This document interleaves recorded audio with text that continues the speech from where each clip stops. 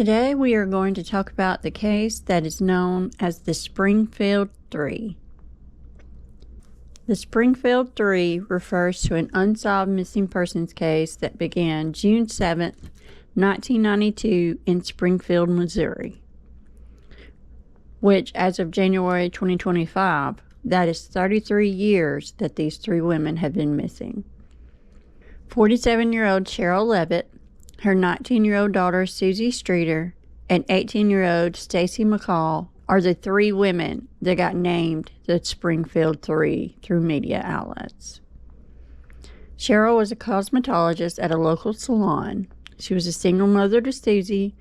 Susie and Stacy had just graduated from high school when all three disappeared with no trace. On June 6, 1992, Susie Streeter and Stacy McCall, along with their high school class, graduated from Kickapoo High School at the Hammond Student Center on Missouri State University's campus. To celebrate their graduation, the girls attended some parties that night. They began partying with their friend and classmate, Janelle Kirby, in Battlefield before they carpooled to other parties in Springfield. The last party they attended was at Stacy's friend's house, Michelle Elder. The party was broken up by Springfield police at 10 minutes until 2. The girls returned to Janelle's house in Battlefield around 2 that morning.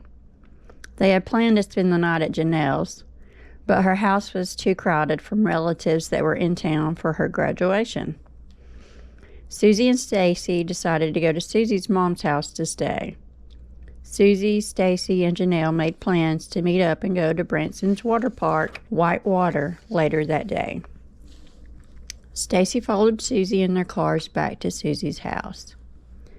This is where guesswork comes into the story. It is assumed that Susie and Stacy both made it back to Cheryl Levitt, Susie's mom's house. At 9 a.m., Janelle and her boyfriend Mike Henson visited the house after Susie and Stacy didn't show back up at Janelle's like they had planned for the friends to all go to Whitewater together. When Janelle and Mike arrived at the house, they discovered the front door unlocked and the glass lampshade on the front porch lot was shattered. Susie, Stacy's, and Cheryl's cars were parked outside in the driveway. Janelle later told the police that her and Mike cleaned up the glass and entered the house, but no one was there. They found Susie's dog named Cinnamon, who she thought looked freaked out, but no one else. When they were leaving the home, the telephone rang. Janelle answered it and said that it was strange and disturbing. She said that the caller was a man that made sexual comments.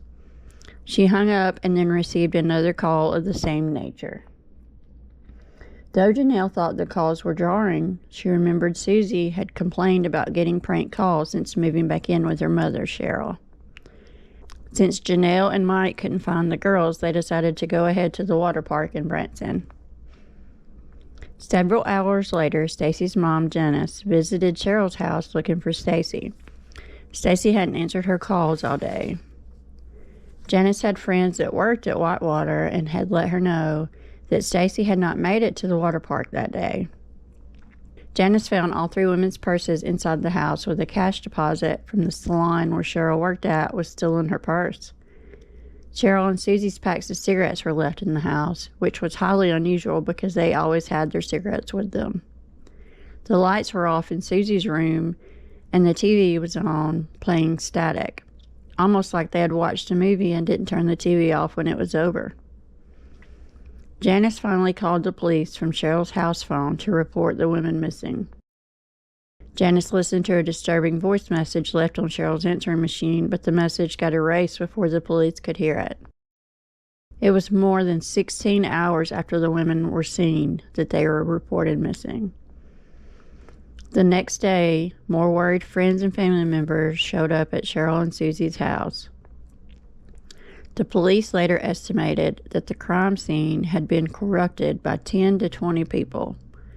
Could the police have found some type of clue if the scene wasn't trampled through by so many people? There is that possibility, but we will never know now. On December 31st, 1992, a man called America's Most Wanted hotline with information about the three women's disappearances. However, the call was disconnected when the switchboard operator attempted to link up with Springfield investigators. The police said the caller had prior knowledge of the abductions. They publicly appealed for the man to contact them, but he never did. Cheryl and Susie were declared legally dead in 1997. However, the case files are still officially filed under missing. The police received a tip that the women's bodies were buried in the foundations of the south parking garage at Cox Hospital. Crime reporter Kathy Bard invited Rick Norland, a mechanical engineer, to scan a corner of the parking garage with ground-penetrating radar in 2007. Norland stated that he found three anomalies that were roughly the same size that he stated was consistent with a gravesite location. The Springfield Police Department spokesman Lisa Cox has stated that the person who reported the tip provided no evidence or logical reasoning with this theory then or since then. She also stated that the parking garage began its construction in September of 1993, which was over a year after the three women's disappearances. So the Springfield police have determined this lead to not be credible. There have been a few people the police have looked at for this incident. Dustin Reckla was a former boyfriend of Susie Streeter.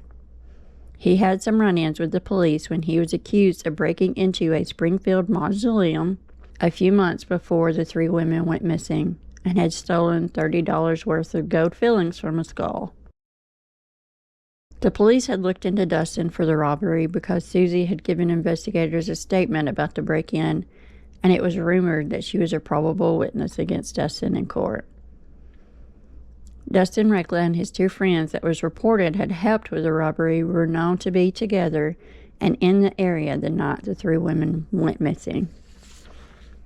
In 1997, Robert Craig Cox, who was in prison in Texas as a convicted kidnapper and robber, told journalists that he knew the three women had been murdered and buried, and also claimed their bodies would never be recovered. In 1992, Cox had been living in Springfield and had been interviewed when the women went missing. He told the police that he had been with his girlfriend at church the morning after the women disappeared, which she backed his story and said they were together at first.